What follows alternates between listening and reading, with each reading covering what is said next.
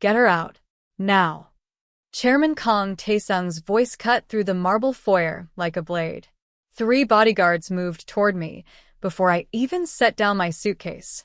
Sir, I was hired by your son, Kong Do-yeon. I have the contract right here. I don't care what my son signed. This is a Korean household.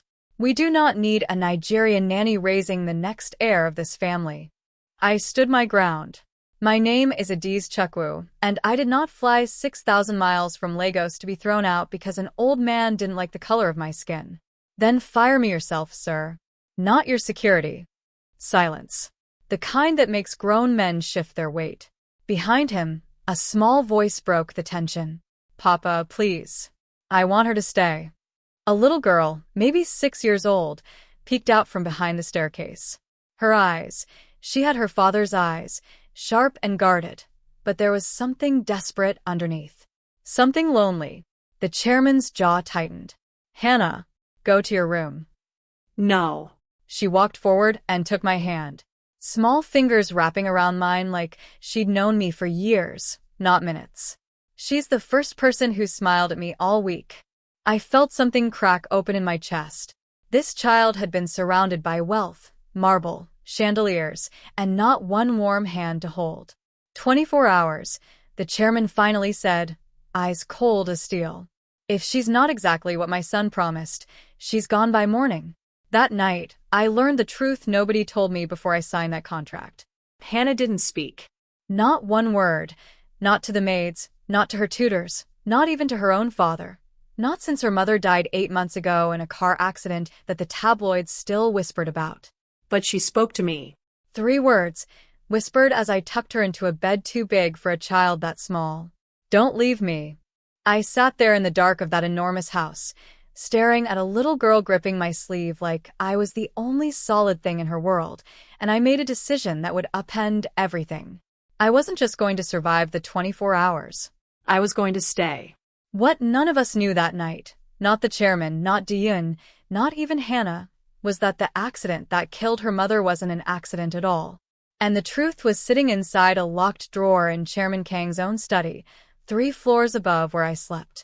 Welcome to Afro-Korean Vibes, where African passion meets Korean drama.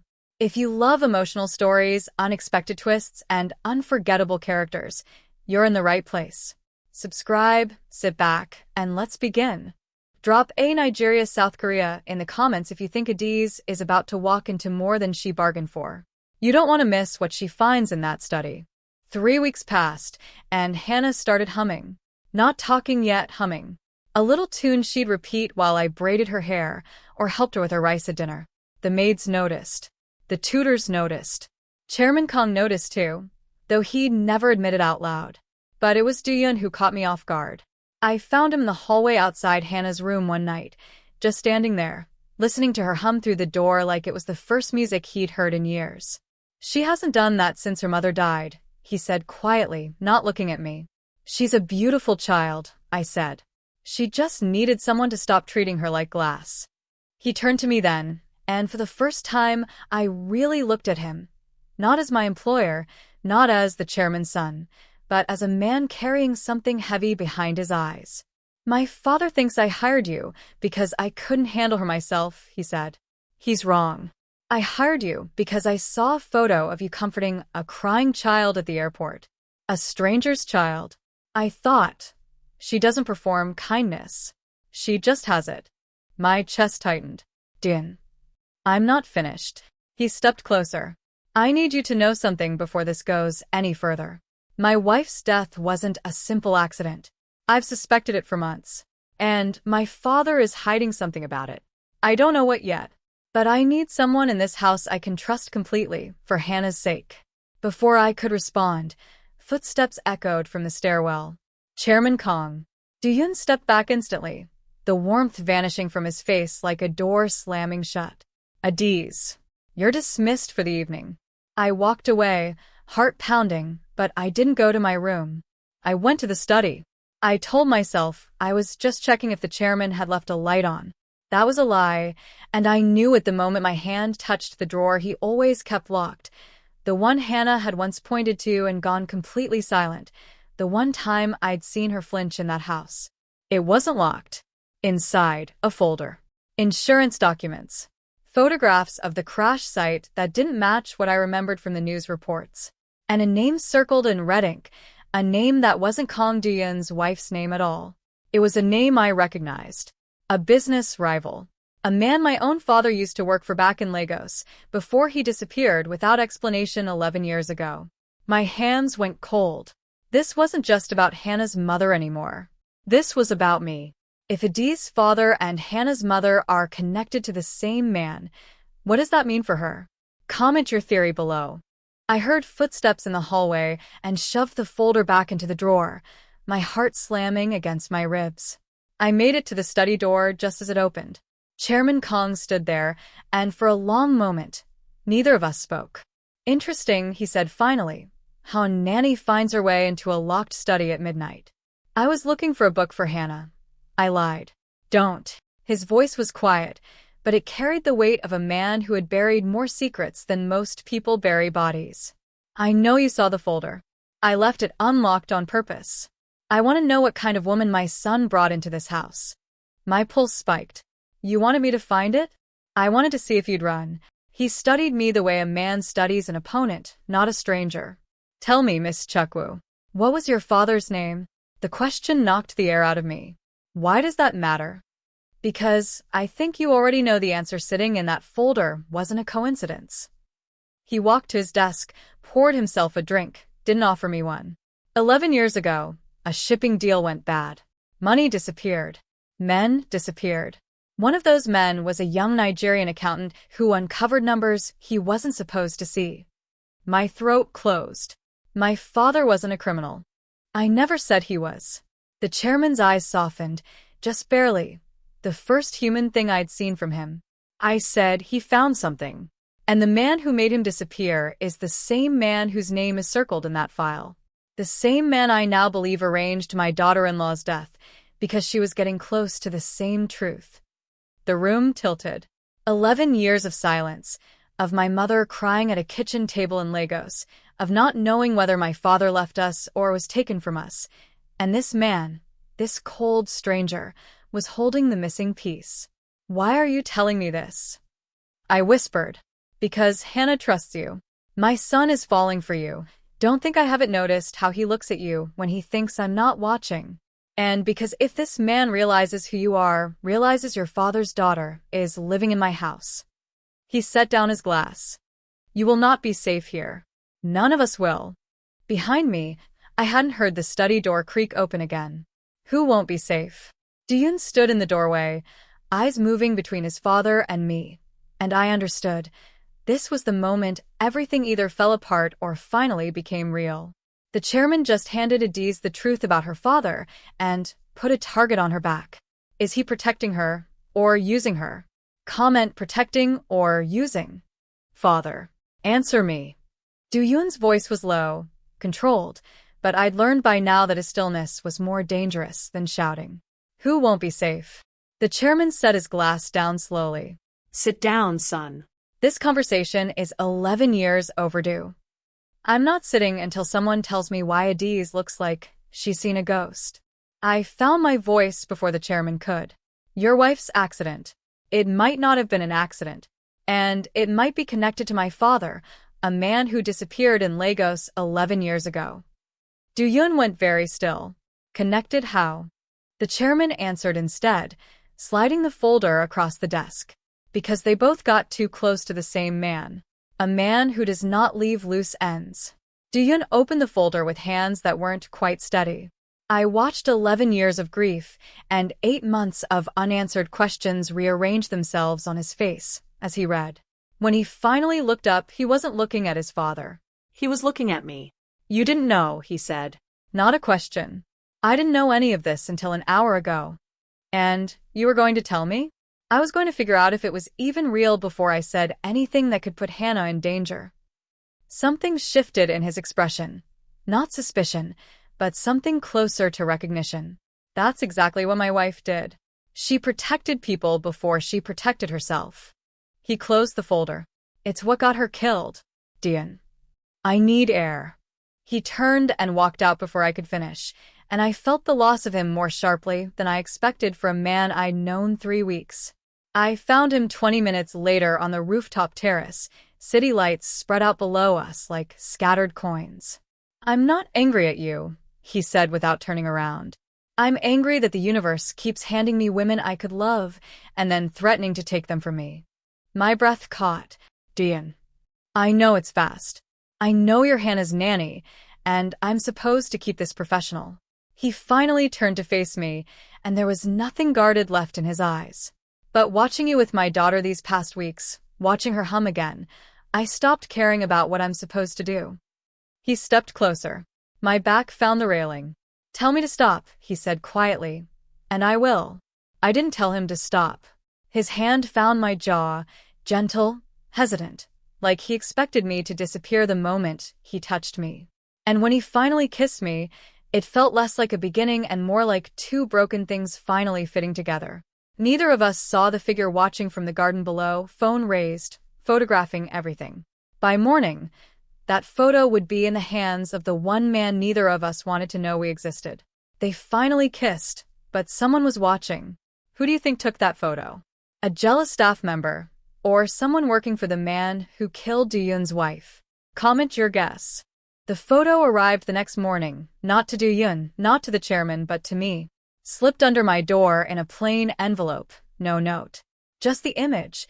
Do-yoon's hand on my jaw, the kiss, the rooftop lights behind us. My hands shook as I turned it over. On the back, 6 words written in careful black ink. "I know who your father was." I didn't eat breakfast that morning. I couldn't. I found Do-yoon in his office and slid the photo across his desk without a word. He read the message twice. His face drained of color. "Someone's been in this house. Watching us. Watching you specifically. Or someone paid one of your staff to watch," I said. "Your father said this man doesn't leave loose ends." I think I just became one. That afternoon, Hannah wouldn't let go of my hand.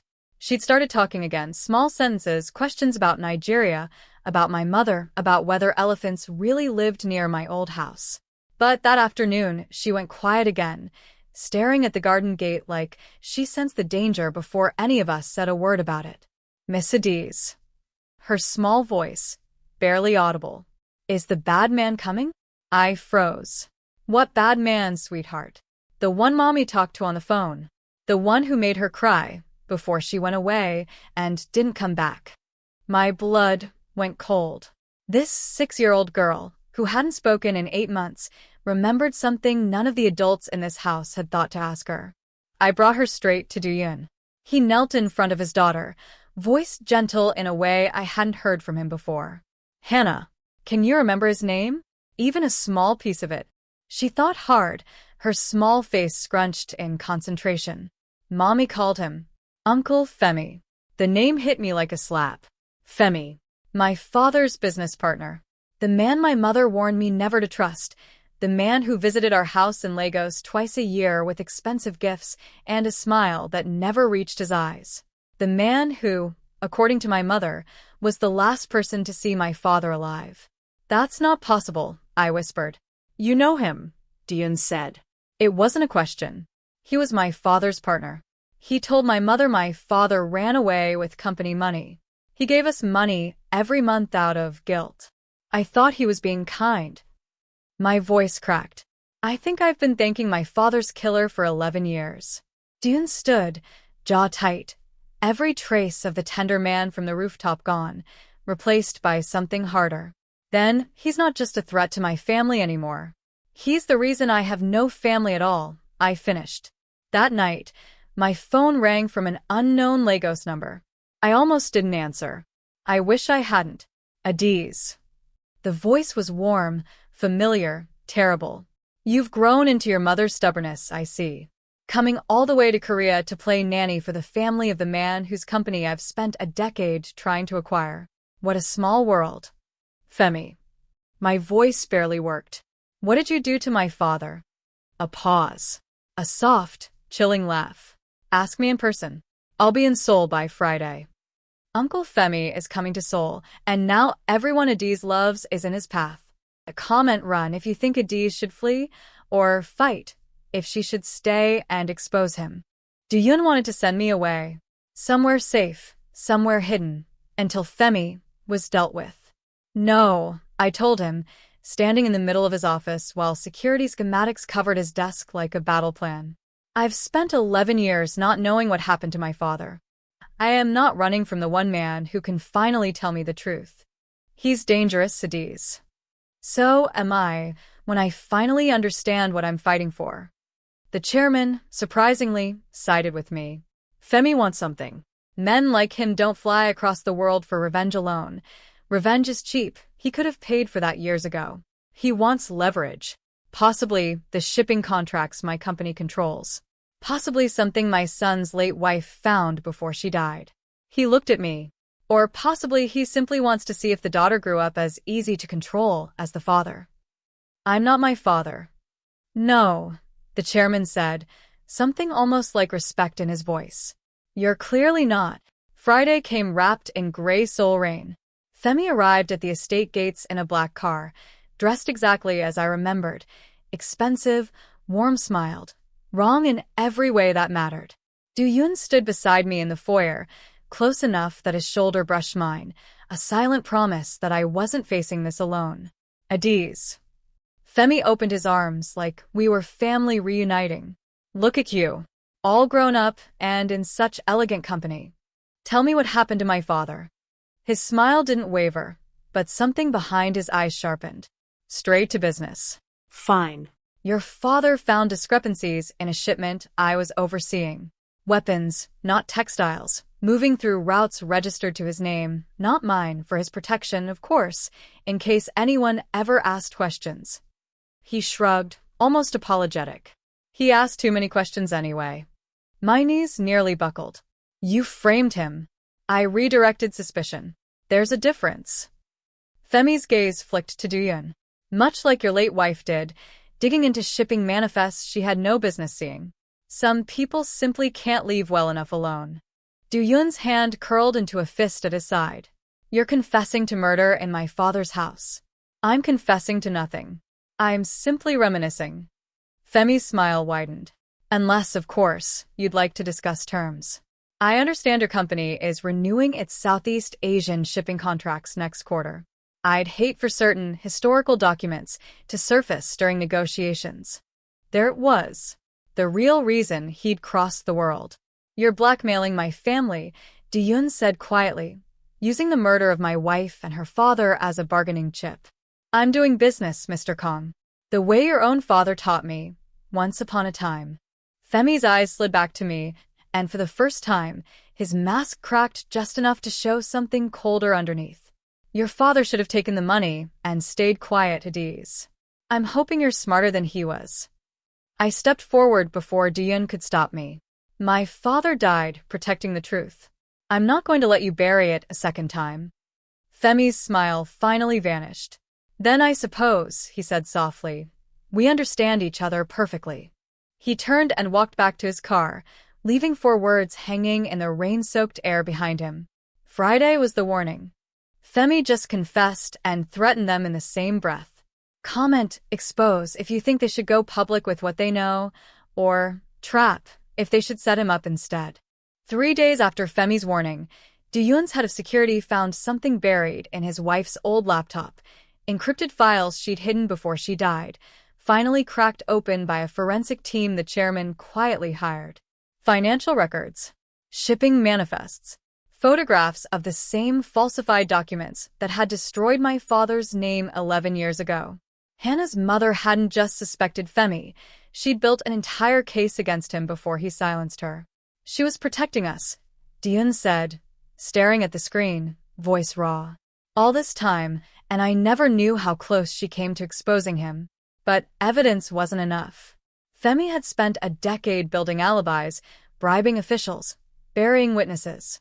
We needed something he couldn't buy his way out of.